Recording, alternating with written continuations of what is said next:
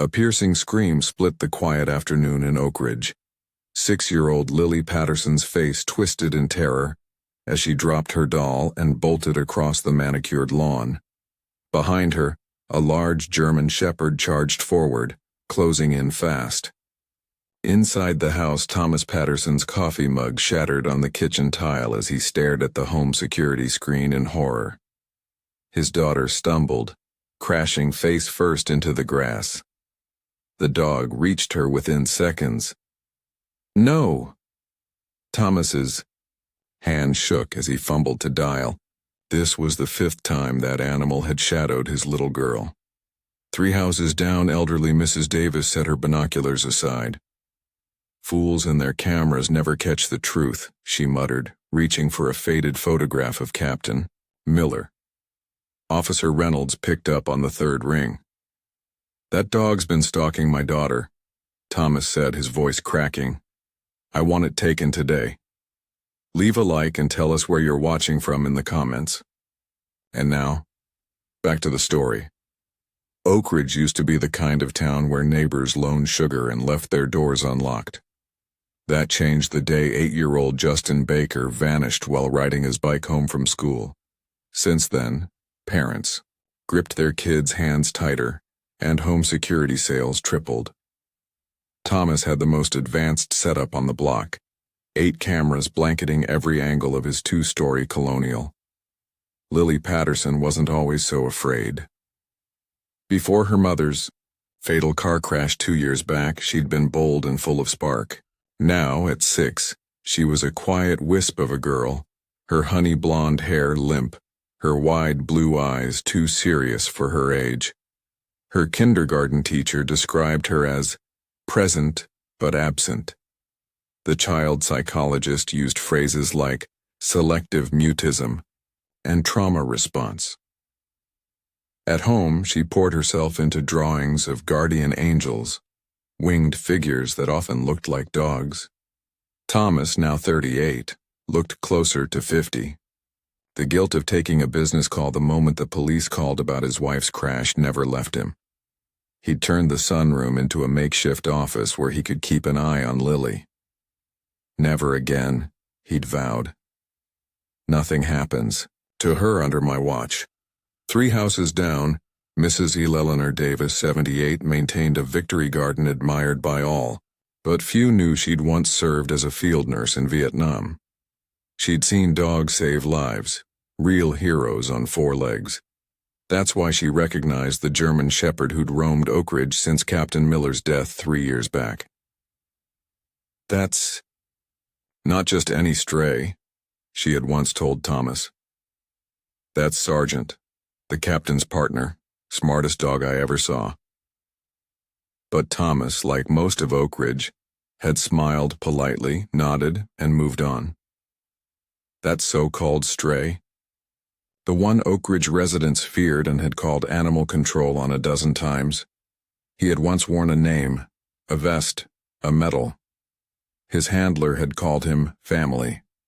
Now he dozed under porches and ducked the dog catcher. He still kept watch. Not over buildings, but children. Especially Lily, who reminded him so much of the captain's granddaughter. Meanwhile, Kyle Jennings, just out after 6 years for child endangerment, saw Oak Ridge's security upgrades as an obstacle course.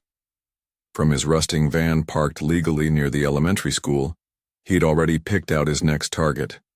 A pale, sad-eyed girl whose father always stared at screens. Not her. The first time Shadow wandered into the Pattersons' yard, sunlight filtered lazily through the old oaks. Lily was cross-legged in the grass, threading dandelions into a crooked crown. Thomas, half distracted by emails, had left the window cracked to hear her. A rustle by the fence caught Lily's attention. 2 ears rose above the brush. Then a black and tan face emerged, eyes sharp and intelligent, fixed on her with strange focus. He carried a chewed-up tennis ball, frayed, and barely green. Lily didn't scream, not right away. For 3 long seconds, wonder outweighed fear. The dog looked worn, ribs faintly visible but noble like the police dogs that had visited her school. He crept forward, slow and careful, then placed the ball gently between them. "Are you lost?" Lily whispered, reaching for her doll. That movement broke the stillness. Shadow took one more step, tail flicking with hesitant hope. Lily's fragile courage cracked. Her scream sent crows skyward as she scrambled away, doll forgotten. Thomas burst through the sliding door, coffee sloshing from his world's best dad mug. "Lily, are you okay?" She clung to him, sobbing. "Big scary dog tried to get me." By the time he looked up, Shadow had cleared the fence with soldier's ease, vanishing into the neighbor's yard. Thomas checked her for injuries, his pulse finally slowing. She was shaken but fine. Later, while Lily napped, he walked the yard and found only the rag doll, and the odd tennis ball he didn't recognize. That night, as Lily picked at her dino nuggets, Thomas made 3 calls. One to animal control, one to a local company to install extra cameras, and one to Officer Reynolds. "It's a shepherd mix," Reynolds told him. "Been around since the captain passed, keeps to himself, no reports of aggression." "It scared my daughter half to death," Thomas hissed, lowering his voice. "She's already traumatized." He missed Mrs. Davis watching from her porch, shaking her head. "He was trying to play," she murmured to her orange tabby. "Just like he was trained." The next morning, Thomas oversaw the installation of 2 more security cameras, now eliminating every blind spot in the backyard. The technician, a thick-set man with a graying beard, whistled as he reviewed the feed. "That's some serious hardware for a backyard," he said. "Military-grade sensors, infrared, cloud storage. Expecting war?" Thomas thought of Justin Baker's missing poster still fluttering from the light pole near the park. "Just cautious," he replied. Across the street, Kyle Jennings slowed his white van to observe. Good, he thought. Predictable. He made a note. The new blind spots now faced west. He circled the block, rolling past the school, just as the recess bell rang. Lily was easy to spot, alone under a tree, sketchbook on her lap, while kids chased, a ball nearby. That afternoon, Mrs. Davis intercepted Thomas at the mailbox. "That dog you're so bent on getting rid of," she said, no pleasantries. Her voice was rough from decades of smokes. "He belonged to James Miller, Captain Miller, to us who served." Thomas shifted. He'd only met the captain once, though. Lily and her mother used to drop off cookies. "Mrs. Davis, I get it, but that dog traumatized my daughter." The old woman grunted. "That dog's name is Sergeant. He's a war hero. 3 tours. Trained to rescue kids under fire." Thomas glanced at his watch. "He's a stray now, and he's not coming near my girl again. I've got a meeting." "You young folks never listen," she muttered, pulling a yellowed newspaper from her cardigan. "The captain and that dog saved 40 children once." "I really have to go," Thomas said, backing toward his door. "If you know where it's hiding, tell animal control." She watched him disappear, then slipped the article back into her pocket. "Your cameras won't show what matters," she said aloud. But he was already gone. Inside, Lily sat at the kitchen table, drawing intently. Thomas leaned over her shoulder. A large dog with wings spread wide was taking shape in crayon. "Is that the dog from yesterday?" he asked softly. Lily nodded. "He's not just scary," she whispered. "He's an angel dog, like in my dreams." Thomas frowned. Another note for the therapist. He squeezed her shoulder gently. "Well, don't worry. We have better cameras now. If he comes back, they'll take him somewhere safe." Safe for Lily, he meant. As for the dog, he didn't much care. Later that evening, reviewing footage on his tablet, Thomas missed the moment a man paused at the property edge, studying the camera angles. He also missed the gleam of eyes hidden among the rhododendrons, shadow, watching that same man unmoving, tense. 3 doors down, Mrs. Davis set a clean bowl of dog food behind her shed, next to an old army blanket that sometimes bore paw prints. Beside it she laid Captain Miller's dog tags, rescued from a donation bin after the estate sale. "He's still guarding her," she whispered to her tabby cat, closing the door. That's what he was trained for. That's what James would have wanted. In the next 4 days, Thomas's cameras caught what he called escalating behavior. Every afternoon the dog returned, precisely as before. The system logged each visit, the approach, the scream, Thomas's dash outside, and the dog's graceful escape. But what truly disturbed Thomas were the items the dog carried each time. Tuesday, a chewed-up rubber ball. Wednesday, wildflowers, stems delicate in its mouth. Thursday, a frayed child's ribbon. Friday morning, a stuffed rabbit, missing an ear. "It's escalating," Thomas told Officer Reynolds on Friday, pacing his kitchen while Lily napped. "The dog is bringing her things, toys. Where's he getting them? What if this is tied to that boy's disappearance?" Reynolds sighed. "Thomas, there's no evidence linking the dog to Justin Baker. We've got security footage, 3 different spots he was seen getting into a blue sedan." "Then explain the toys," Thomas snapped. "Trash? Yard sale leftovers?" Reynolds paused. "I've called animal control again.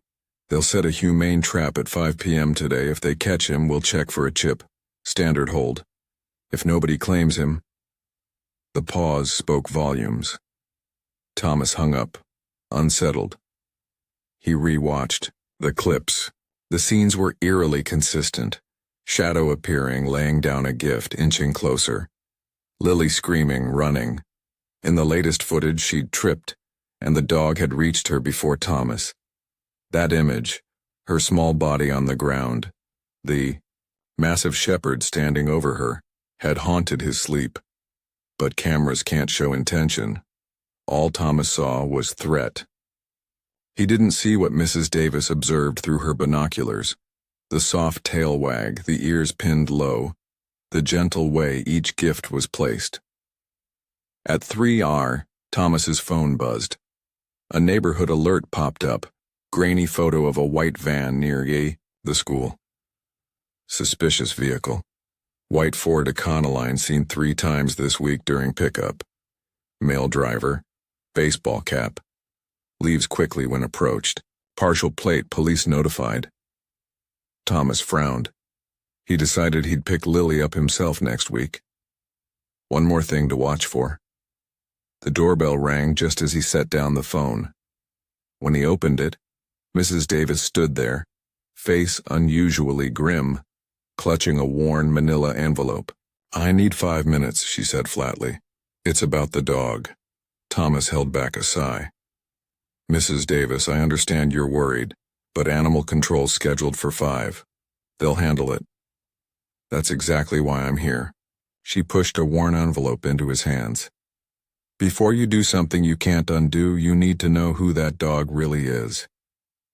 Despite his better judgment, Thomas stepped aside.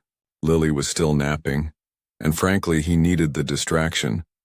From the stray outside, from the van parked on his street, from the knot of unease growing in his chest. Mrs. Davis settled into the armchair and opened the envelope with careful hands.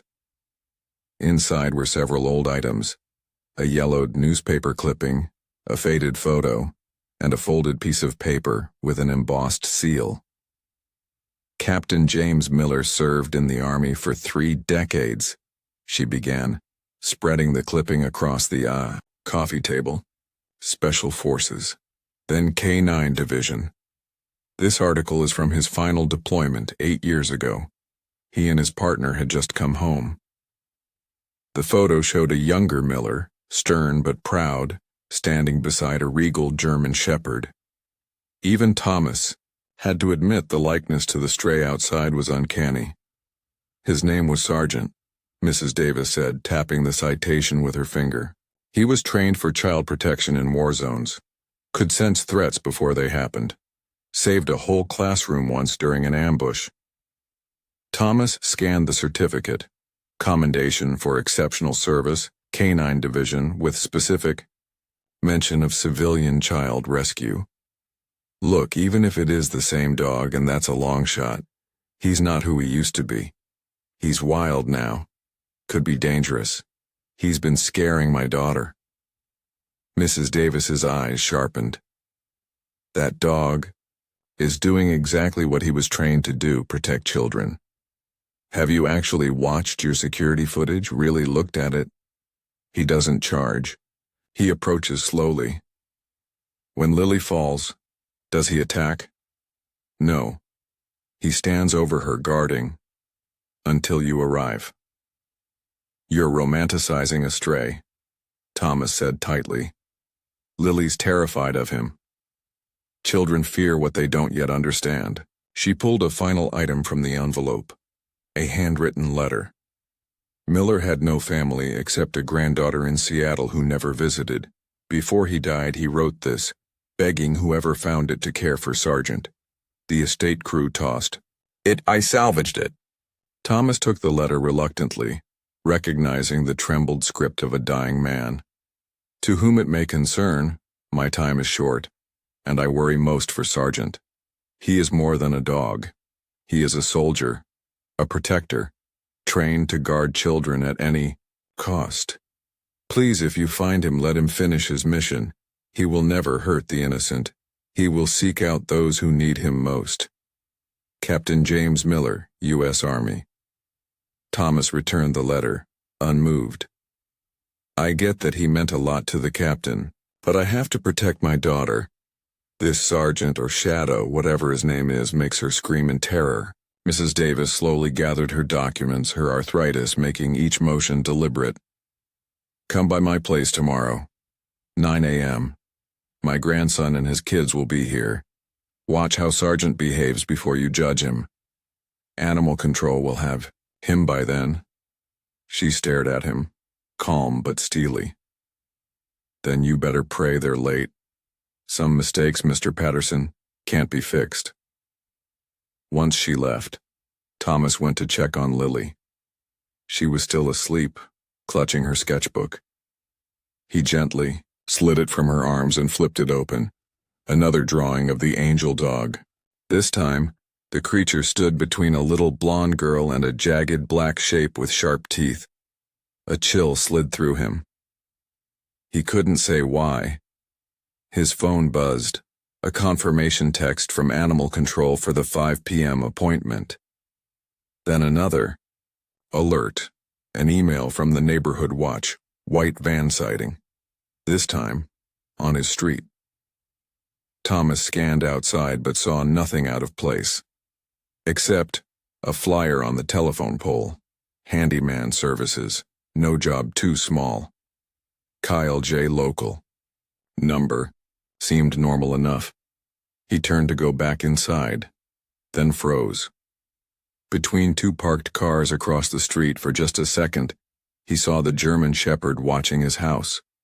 When he blinked, the dog was gone. That night, after confirming with Animal Control that they'd bring a humane trap, Thomas sat down to rewatch the security footage. He focused on the moment Lily had fallen. Shadow had reached her first. He slowed the video, analyzing the dog's posture. No bared teeth, no stiff tail, no lunging, just alertness. Stillness. Doubt flickered. Had he misread everything? But then he remembered Lily's screams, the nightmares, her panic. No, he told himself. The dog was unpredictable, dangerous. It had to go. As he shut down the tablet, he missed a new security alert. Motion detected. Davis property. 9:37 p.m. Had he checked, he would have seen Shadow being fed by the elderly woman, Then lying, down just inside her porch, eyes fixed on the Patterson home, watching, waiting, listening. Neither Thomas nor the dog noticed the white van cruising by, its driver taking quiet notes on security cameras, pet patterns, and the routine of a single. Father stretched too thin. Shadow didn't sleep that night. His hip ached, old shrapnel wounds flaring up in the cold. Still, he stayed low beneath Mrs. Davis's porch, muzzle resting on his front paws, eyes never straying from the Patterson house. His ears twitched. Garbage cans tipped over 3 blocks away. Teenagers snuck home from a party. And the same white van circled again. 3rd time that night. Something was wrong. Shadow had smelled it. Days ago. The same foul scent he'd learned to identify in Afghanistan. Predator's intent, masked with engine grease and cheap aftershave. Captain Miller had taught him to recognize the hormonal markers, the microchemical shifts that signaled danger to children. It had saved lives before, and now that scent clung to the man in the van. Shadow's mind flickered back, the weight of Miller's hand on his head, the gentle commands, the training drills with kids, learning to spot the difference between discipline and threat. Emma, the captain's granddaughter, blonde like Lily, visited twice, found her grandpa boring. She hadn't been there the night he passed. But Shadow had. Now, 3 years later, the mission still burned inside him. The neighborhood kids were under his protection, whether they knew it or not. Shadow had scared off others before. Teens with fireworks near the school, a drunk driver veering onto the sidewalk, and twice, men who smelled like this.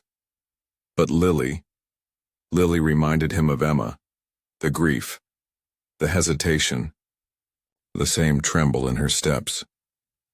For months, Shadow had kept his distance. Then he started leaving gifts, a ball like the ones Emma had thrown, wildflowers like the ones village girls had braided into his fur, a forgotten ribbon, a stuffed rabbit from the park. Every rejection stung. But he kept coming. The mission came first. Captain Miller had taught him that, and time was running out. As dawn lit the trees, Shadow made his move. Tonight, he'd slip past the cameras. Tonight, he'd guard the little girl's window. The man in the van was too close. Across the street, Thomas's phone buzzed. Another confirmation. 5 p.m., humane trap. Relief swept over him. Tomorrow, the stray would be gone. Lily could play in the yard again. He padded to her room. She was already up, coloring at her desk. Her therapist had recommended morning art. It seemed to help. This morning's picture, the angel dog again, standing between a tiny stick girl and a hulking dark figure with jagged teeth. "Good morning, sweetheart," Thomas said, kissing her hair. "What are you drawing?" Without looking up, she murmured, "The angel dog's protecting me from the bad man." Thomas stiffened. His gut clenched. "What bad man, Lily? Did you see someone?" She shrugged, filling in shadows with a black crayon. "He was by the mailbox yesterday when I was outside." He smiled, but his eyes were wrong. Cold like a shark's. She finally looked up. The angel dog growled and he went away. Thomas's breath caught. He pulled his phone and scoured yesterday's footage. Nothing. No alerts. Had he missed something? Was it her imagination? "Honey, you know you can always tell me if something scary happens. That's what Daddy's for." She went back to her drawing. "I did tell you, but you're always working. The angel dog listens better." The words hit hard. For the next hour, Thomas combed through security logs. Still nothing. He called Officer Reynolds. "Mark, it's Thomas. Lily says a man was watching the house yesterday by the mailbox." Did the cameras catch anything? No, but with the van reports and Justin Baker still missing, Thomas, Reynolds cut in. We're stretched thin. 2 accidents already this morning. No evidence, no footage. I'll add your street to the patrol route, she said. The man's eyes were cold, that the stray scared him off. The same dog you're trying to have removed, Reynolds replied. Click. Thomas sighed and turned to the kitchen window. Lily was on the swing set, drawing Forgotten. The angel dog keeps him away. Could Mrs. Davis be right? A white van slowed in front of their home. Thomas tensed, then relaxed. It turned into the Johnsons. Roof. Work. A man in work clothes and a cap stepped out. Still, Thomas jotted down the plate. Just in case. At 9 a.m., Mrs. Davis's front door opened. A middle-aged man emerged with 2 kids, a boy and a girl. They laughed, setting up a sprinkler. Then Mrs. Davis gave a short whistle. The German Shepherd emerged. Thomas nearly dropped his coffee. He fumbled for his phone, then stopped. The dog walked carefully to the children, tail low. Ears relaxed. The girl squealed, hugging him. The boy patted his back. Mrs. Davis looked up, directly at Thomas, and raised an eyebrow. He didn't move, just watched. For 20 minutes the kids played with the dog, fetching, rolling, even doing tricks. And suddenly, Thomas wasn't so sure anymore. Not once had the dog shown signs of hostility, even when the boy had accidentally tugged its ear. Thomas narrowed his eyes, unsettled. Why did it act so differently with Mrs. Davis's grandkids than with Lily? Was it possible her fear was somehow triggering the dog? Or maybe Mrs. Davis was right. Maybe the dog wasn't trying to harm anyone but to protect. His thoughts were cut short by the shrill ring of his phone, a client calling, frantic over a construction delay. By the time Thomas hung up, Mrs. Davis and her family had retreated inside, and the dog was gone. The rest of the morning passed, without incident. Thomas typed away at his computer, always keeping the backyard camera feed open on the second monitor. Lily was outside again. No sign of the shepherd. Relief mingled with an odd sense of loss. Had the dog finally moved on? Just after noon, a knock rattled the front door. A stocky man in his 40s stood outside, Mrs. Davis's grandson with her same serious eyes. Robert Davis, he said, extending a hand. Grandma asked me to bring this to you. He handed Thomas a VHS tape in a cracked plastic case labeled Sergeant Training Demo, 2011. Thomas blinked. I don't even own a VCR. Robert's lips twitched. She figured you'd say that. There's one in her basement. She thinks this might change how you see the dog. Thomas hesitated. Look, I appreciate it, but animal control is due at 5. I served 12 years in the Marines, Robert said flatly. Worked with dogs in Mosul and Basra. That animal? He's trained better than half the SWAT K-9s in the country. Whatever he's doing near your daughter, it's not random. And it's not aggression. He passed Thomas a business card. Captain Miller ran the unit. The tape shows sergeants' advanced child protection drills. Might be worth watching before you make a call you can't undo. After Robert left, Thomas stood frozen in the doorway, the tape heavy in his hand. The dog's strange, almost reverent behavior with Mrs. Davis's grandkids replayed in his mind. What if he'd been wrong about everything? What if Lily's talk of a bad man wasn't a fantasy? At 2 p.m., while Lily napped upstairs, Thomas gave in. He pocketed the tape and walked to Mrs. Davis's place. She answered before he could, knocked twice, her voice calm. Knew you'd come, she said, guiding him in. Robert had already set up the VCR. Her home smelled of lavender and cookies. Military portraits lined the walls. Among them, Captain Miller beside the dog in Sandy, Fatigues. Where's the dog now? Thomas asked. Patrolling, she said. He does his rounds like clockwork, keeps tabs on all the kids.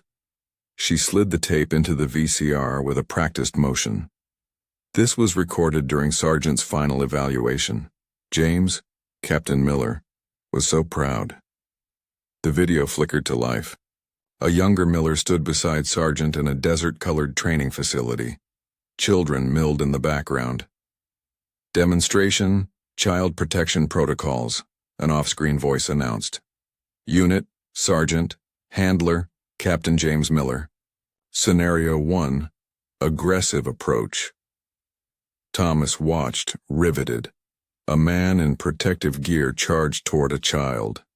The dog, still moments before, snapped to alert, placing itself squarely between child and attacker, growling low. Scenario 2, Assessing Intent. Two adults approached different kids. One moved slow and open, carrying a book. The other offered candy, shifty-eyed. The dog ignored the first but growled at the second. Scenario 3, Distress Call. A child pretended to fall. Sergeant rushed to the scene, standing guard over the crying child, surveying all directions. The exact posture Thomas had seen on his own footage the day Lily tripped. For 30 intense minutes, Thomas sat transfixed, watching Sergeant execute maneuver after maneuver with uncanny precision, never overreacting, always focused. He could distinguish a real threat from a harmless approach, comfort children without scaring them, and warn his handler of looming danger. The way he acted with Lily, Thomas murmured as the tape ended, it was just like that. Because that's what he was trained for, Mrs. Davis replied softly. He sees something in Lily, a need to protect. Could be her sadness or something else. She added, she mentioned someone watching your house. Yeah, Thomas said, rubbing his forehead. I figured she imagined it. But Mrs. Davis's gaze sharpened.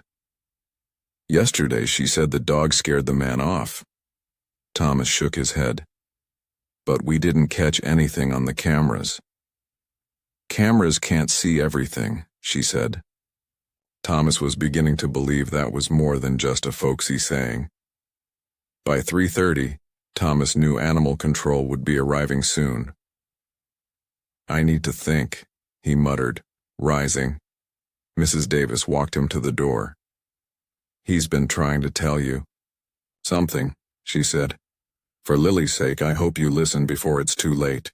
As Thomas stepped back across the street, a white van rolled slowly past. The driver, baseball cap, clean-shaven, nodded politely.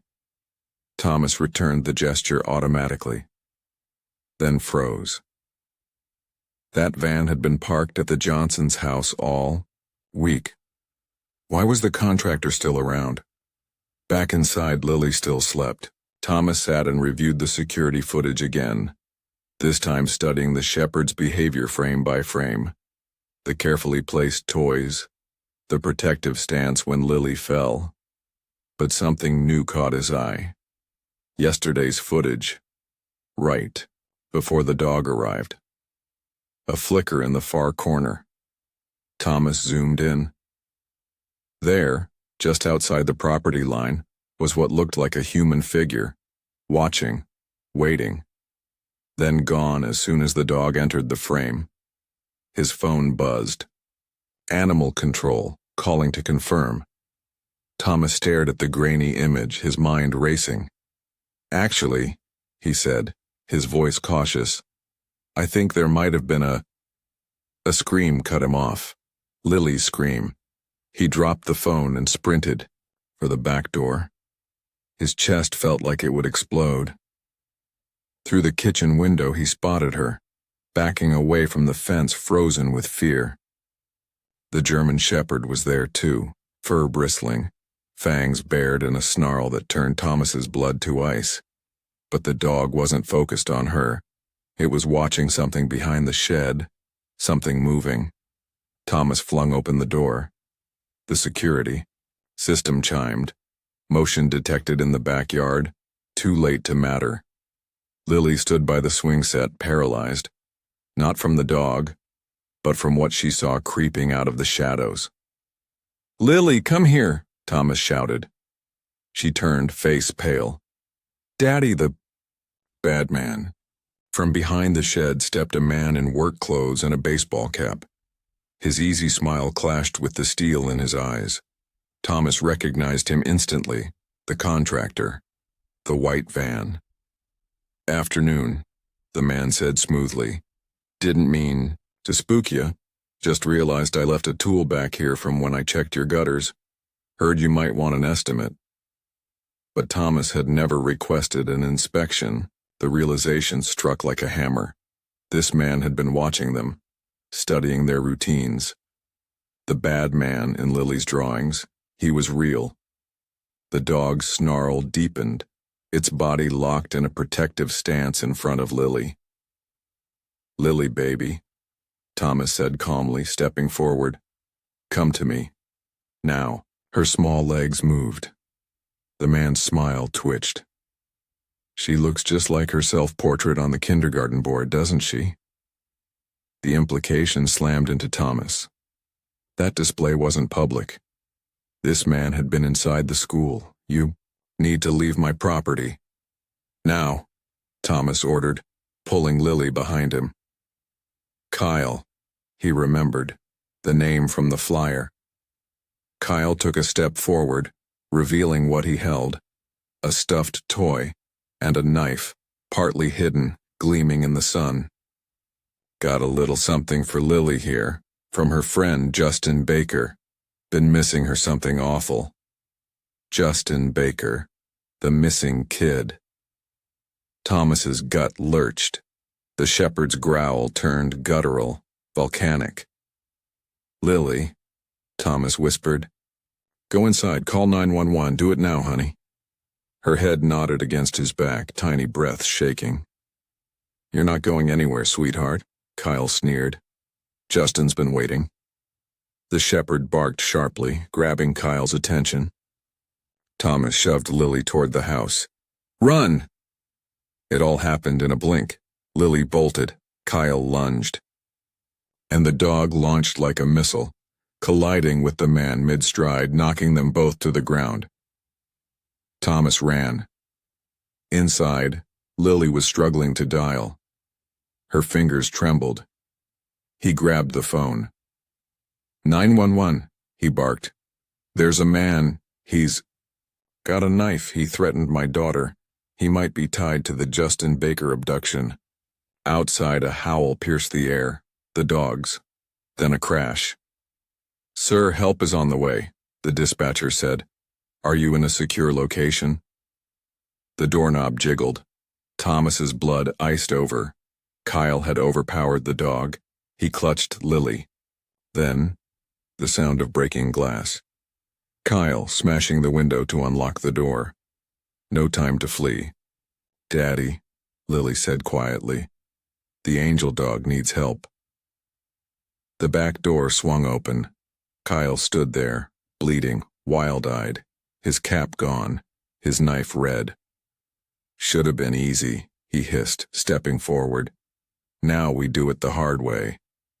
Thomas shoved Lily behind him, heart hammering. The poker was too far. The knives? Behind Kyle.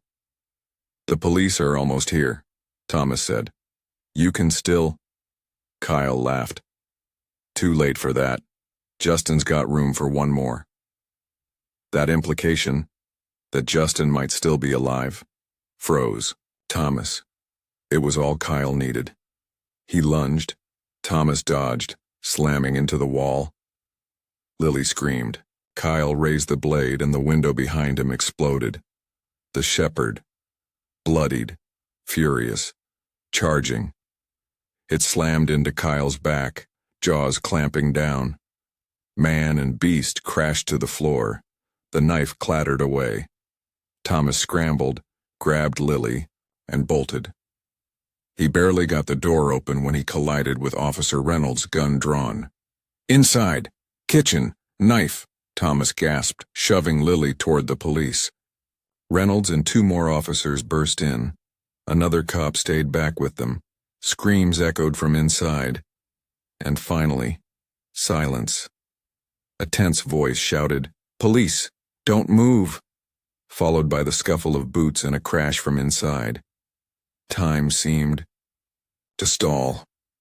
Then Reynolds stepped out, gun holstered, his face taut with adrenaline. "Suspects in custody," he said, breath clipped. "Paramedics are en route for all 3 of you, and the suspect's gonna need stitches. That dog didn't hold back." "The dog?" Thomas echoed, blinking rapidly, reality catching up to him as the burn in his shoulder reminded him of the chaos. "Animal control's here too," Reynolds added, nodding toward a van rolling up beside the curb. "They're gonna take care of the stray." "No!" Lily cried out, her voice hoarse, her first word since they'd escaped the house.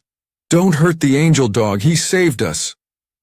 Reynolds raised his brows at Thomas, who knelt beside his daughter, still trembling. "She's right," Thomas said. "That dog knew something was off long before we did. He's been protecting Lily. I just didn't realize it."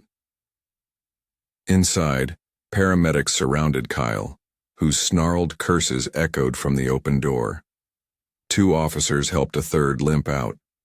His uniform, slashed, pants soaked in blood.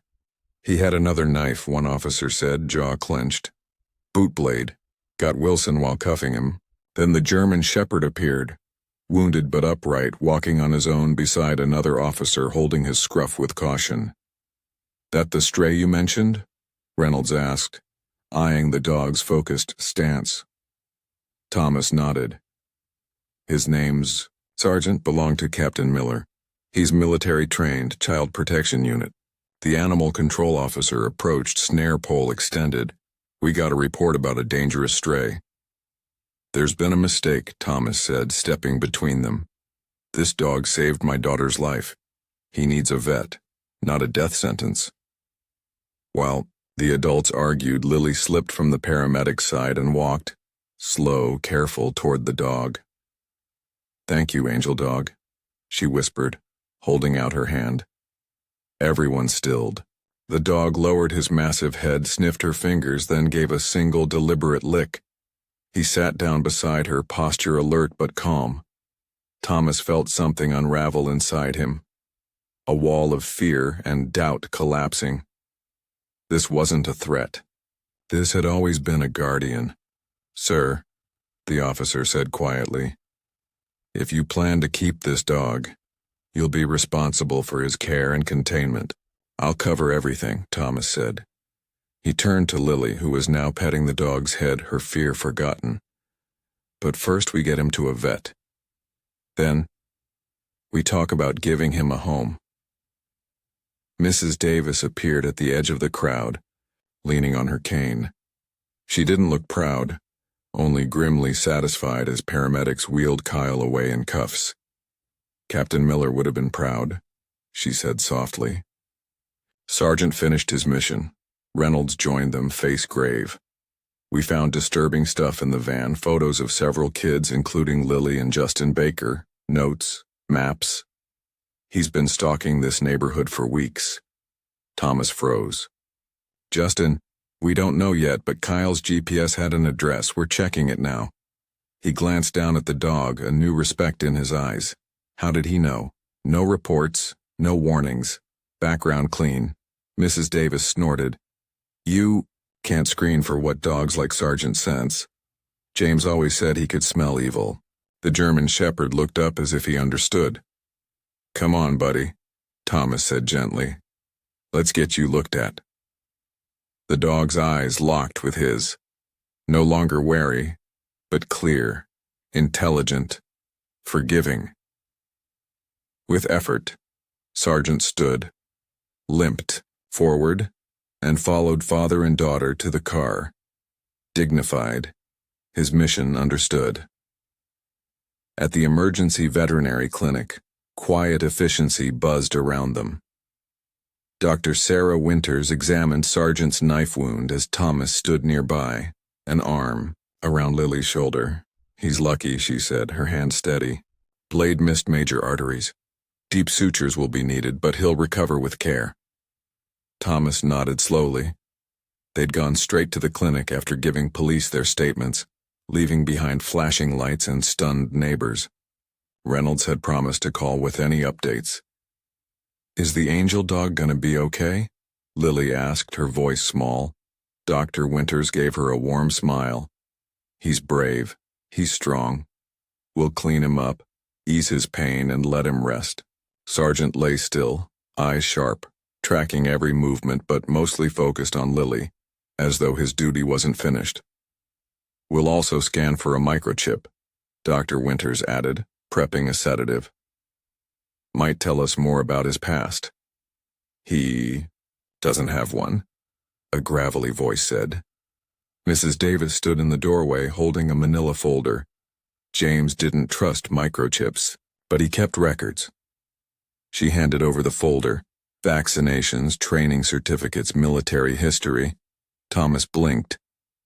"How did you—" "Robert drove me," she said, laying a hand on the dog's head. "You did good, Sergeant." James would be proud. The dog's tail tapped the metal table in reply. "I'll sedate him now," Dr. Winters said. "Procedure will take about an hour. There's a waiting room just down the hall." As Sargent's eyes fluttered closed under sedation, he met Thomas's gaze.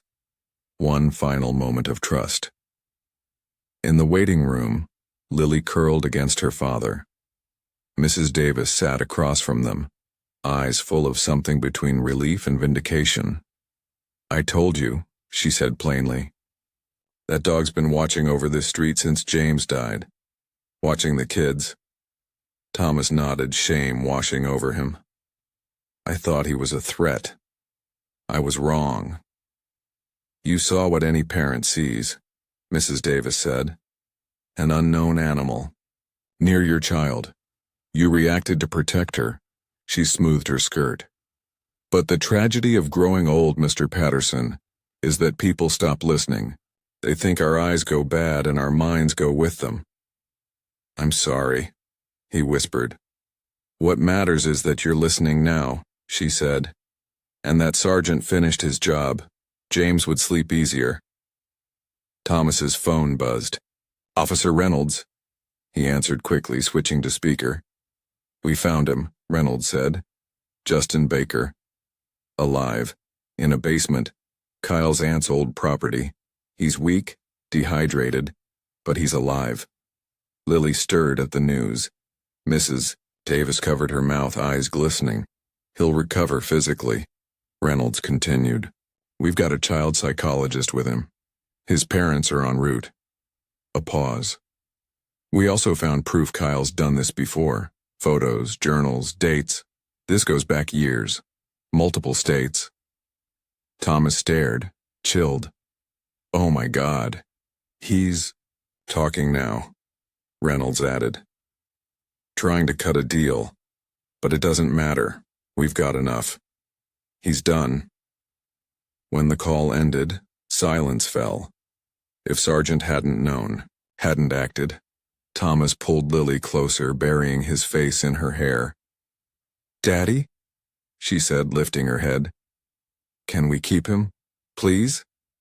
Thomas hesitated. Life was already chaotic. A traumatized child, a stressful job, and now a military dog with baggage of his own. "It's a big responsibility," he began. "He's special, trained. He's been alone a long time." "He's like my angel pictures," Lily said softly. "He needs a family. His person died, like Mommy." The simplicity of her logic stunned him. Out of the corner of his eye, Mrs. Davis nodded. "Besides," Lily whispered, "he picked us. That's why he brought me stuff and tried to play." Her face fell. "I was mean. But he didn't stop." Before Thomas could speak, Dr. Winters returned, scrub still on. "He did great," she said. "Wounds cleaned and stitched. Antibiotics administered. He's resting now. When can he come home? Lily asked, hopeful. If all goes well, tomorrow afternoon, Dr. Winters replied, then looked to Thomas. That is, if he has a home. 3 pairs of eyes landed on him. Thomas thought of the cameras that had failed and the dog who hadn't. Of Lily running toward her guardian, not away. Some choices are made for you. Yes, he said. If he wants us, he's got a home. Lily smiled, truly smiled, for the first time in weeks. Mrs. Davis gave a single nod like a prophecy fulfilled. That night, as Thomas tucked Lily into bed, her nightmares momentarily quieted by exhaustion and relief, he remembered Captain Miller's note. Sergeant finds the ones who need protection. He knows what danger smells like. The angel dog knew the bad man was bad, Lily mumbled. He tried to warn us. We're listening now, Thomas said, brushing her hair. And tomorrow, we're bringing him home. Thomas awoke, early, mind spinning with to-do lists. The house still bore yesterday's scars, shattered glass, overturned chairs, dark stains on tile he prayed Lily wouldn't recognize. While she slept, he began cleaning, scrubbing away Kyle's shadow. Then, his phone rang.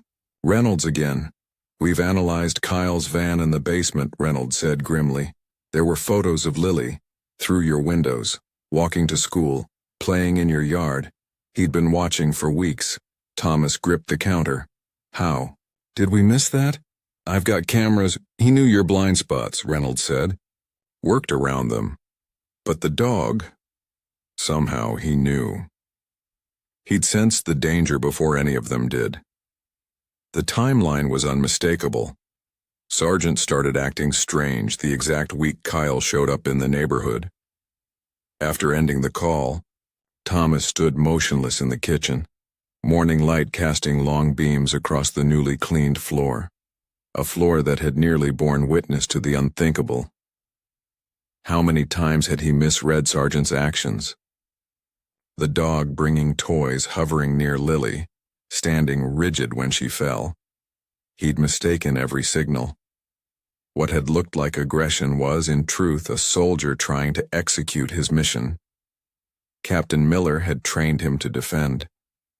Thomas had been too focused on gadgets, cameras, sensors, tech that couldn't detect intent.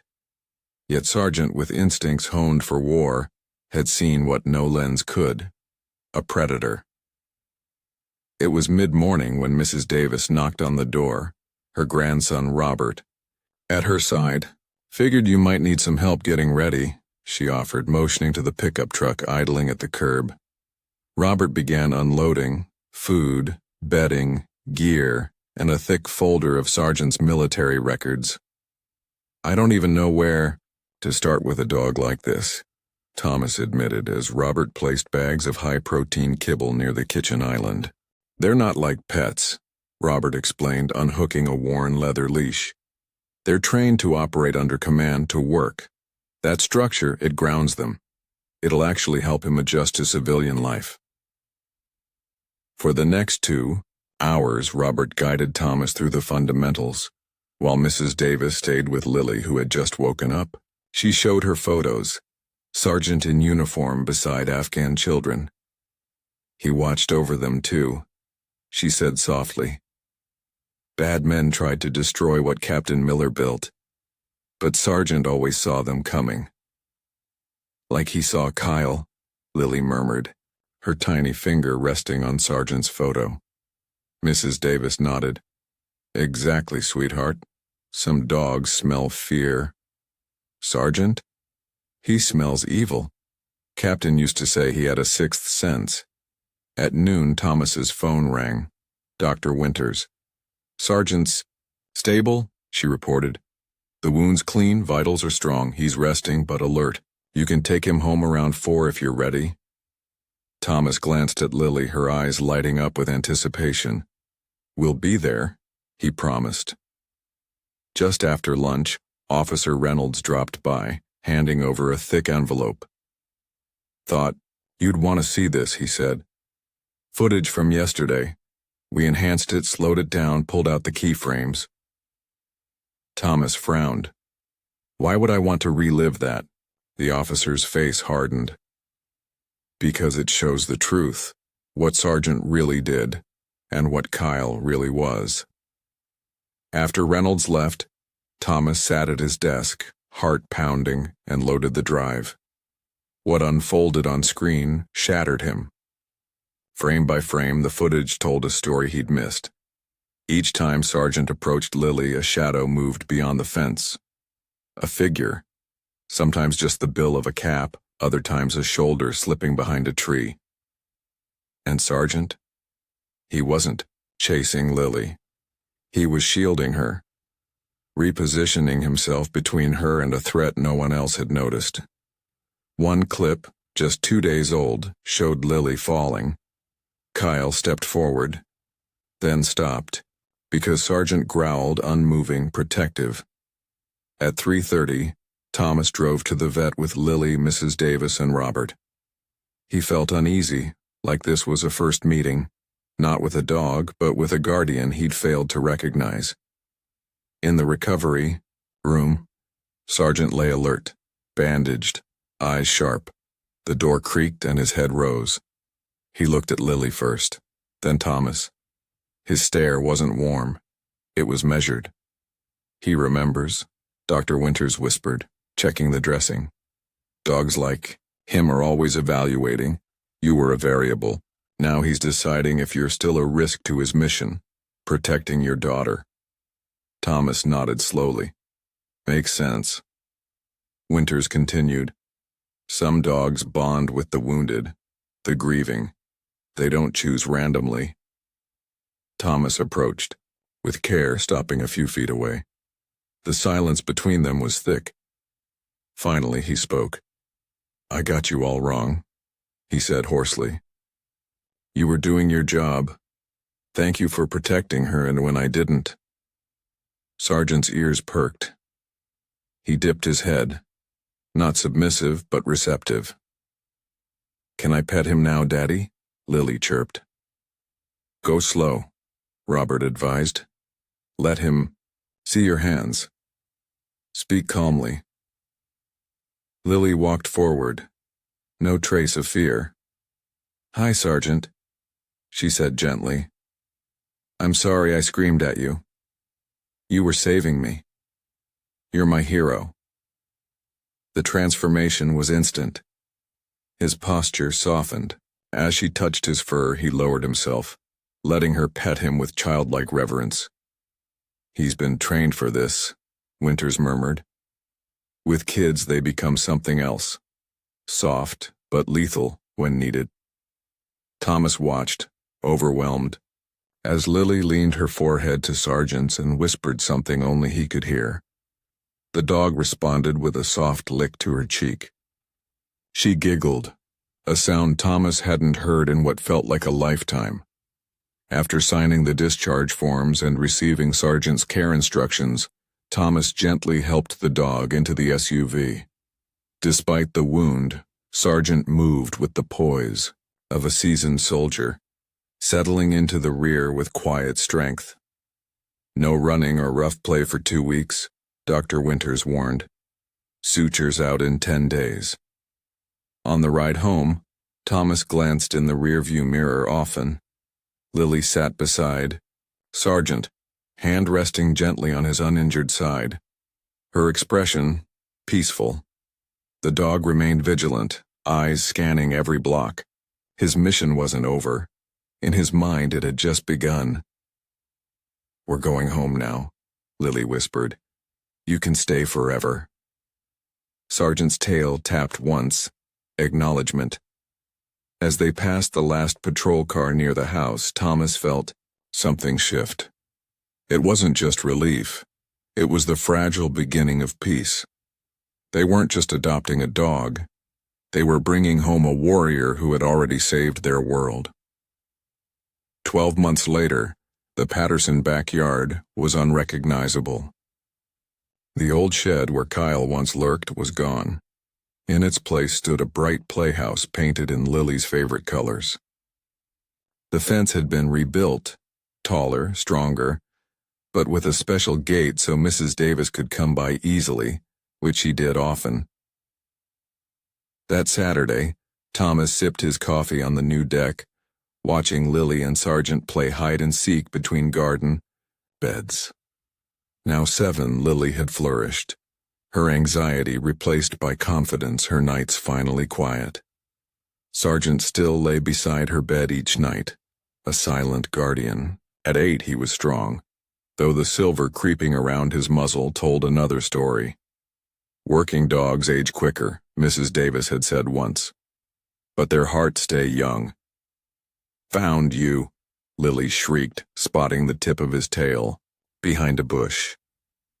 Sargent gave a soft woof, then padded to her side, leaning gently into her leg, their usual ritual of connection. Mrs. Davis entered through the gate holding a basket. "I brought your favorite oatmeal cookies," she called. Lily dashed over, hugging her tight. Sargent followed, brushing against her in greeting. "Morning, Eleanor." Thomas smiled, helping her up the steps. In the past year, she'd become part grandmother, part wisdom keeper. "Mail came early," she said, settling into a chair. "Looks like another letter from the Bakers." Thomas nodded toward the envelope.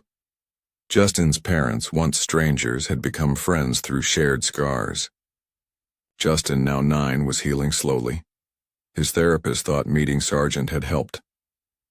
"He's joining a soccer team," Thomas said, reading the letter. "First time he's wanted to be around other kids." Mrs. Davis nodded. "Kids bounce, back when they've got the right safety net, sometimes quicker than adults." She watched as Lily gave Sargent the command to play dead. "Bang!" she yelled. The dog flopped dramatically. Lily burst into giggles. "She's changed so much," Thomas murmured. "I barely recognize the scared girl she used to be." "That's what guardians do," Mrs. Davis replied. "They make kids brave." They paused as Lily ran up the steps. "Can we go to the park today, Daddy? The one with the tall slide?" A year ago, the thought would have paralyzed him, but today Thomas smiled. "Sure, after lunch, maybe Justin and his parents can meet us there." Lily cheered, running off. Sargent followed, keeping that strategic distance, near enough to act, far enough to let her roam. Thomas had come to recognize it. Protective proximity. Always watching. Always ready. "You don't check the cameras as much anymore," Mrs. Davis noted, eyeing his phone untouched on the table. "Not like I used to," he admitted. "I've learned some things technology just can't catch." 3 months ago, Kyle Jennings was sentenced to multiple life terms. His arrest had helped solve 3 cold cases in other states. Thomas remembered being stunned during the trial. Kyle had seemed so normal. No background check, no tech system had picked up on him, but Sargent had known. "The new folks on Maple Street got one of those smart doorbells." Mrs. Davis chuckled, sipping her coffee. "Asked if they should get a dog, too. I told them, cameras are fine for porch pirates, but for the heart of the home?" She nodded toward Sargent. "Nothing beats 4 paws and loyalty." Thomas grinned. "You've become the neighborhood security sage." She smirked. "At my age, I've earned it. Besides, folks are finally starting to listen." Funny how quickly people start listening when you're proven right. After grabbing a late lunch, they headed to the town park where Justin Baker and his parents were already waiting near the jungle gym. The boy still carried the weight of what he'd endured, his eyes scanning constantly, his body tensed, never straying far from his mom. But his whole face lit up the moment Sargent approached, tail low, steps careful, like he understood the boy's fragility in a way no human had taught him. "He remembered my ball," Justin said as Sargent gently dropped a tennis ball by his feet, just like he'd done that first day, their own quiet tradition. As the kids played under Sergeant's watchful gaze and their parents' cautious eyes, Thomas found himself drifting back over everything that had unfolded in the last 12 months. The case against Kyle had revealed more than a single horrific incident. It exposed a predator who'd stalked children with chilling patience. Security footage stitched together from neighbors' doorbells, traffic cams, and school exits revealed a mosaic of silent surveillance no one had noticed, no machine, no adult. But Sergeant had. From the first moment Kyle showed up on their street, the dog had changed his pattern, planting himself in places that blocked the threat. His persistent presence near Lily, once mistaken for aggression, was a desperate effort to protect the one he saw as most at risk. Now Thomas watched as Sergeant stationed himself at the base of the playground slide, ears up, eyes moving from passing adults to slow-moving cars, to the tree line that ringed the park. Even in this peaceful place, the dog never fully relaxed. Mark Baker strolled over, handing Thomas a cold soda. The two men, once strangers, had been bonded by the kind of fear only a parent who almost lost their child could understand. "His therapist says he's doing really well," Mark said, glancing at Justin, who had cautiously joined a group of kids at the swings. "Says having a way to talk about what happened, somewhere safe to put it, it's helping a lot." Thomas nodded slowly. Lily, too. Fewer nightmares now. Mark looked toward the playground. "Because of the dog?" "Partly. But also because we don't hide from it anymore. We talk. We face it together." It was something Lily's therapist had taught Thomas early on. Acknowledge the trauma, but shine a light on the strength that came after. That they made it. That they're safe now. Sergeant gave Lily a sense of protection that no alarm system, no locked door ever could. As the sun dipped lower in the sky and shadows stretched long across the bark-covered ground, Thomas called out that it was time to leave. Lily ran over, cheeks flushed, eyes alive in a way they hadn't been in a long time. "Sergeant showed Justin how to throw the ball really far," she said breathlessly. "And he said maybe he can come for a sleepover sometime. Can he, Dad? Please?" The request caught Thomas off guard. So ordinary, so wonderfully normal. Just a year ago, the idea of letting another child into their home would have been unthinkable. But now, as Sergeant instinctively moved to stand between the children and a car pulling into the lot, Thomas felt something he hadn't let himself feel in months. Peace. "Yeah," he said, catching Mark Baker's equally surprised, almost emotional grin. "Let's plan for next weekend." As they made their way to the car, Thomas noticed Mrs. Davis sitting on a bench nearby, chatting with other seniors. Her eyes followed them warmly, her smile edged with something quietly proud. She'd been right from the start. About Sergeant, about what technology missed, about how a lifetime of observation could still outmatch the cold logic of machines.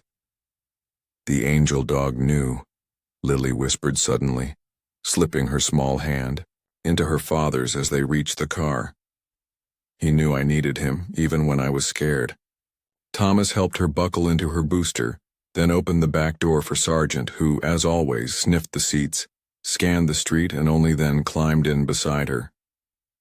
"Yes," Thomas said softly, locking eyes with the dog through the rearview mirror.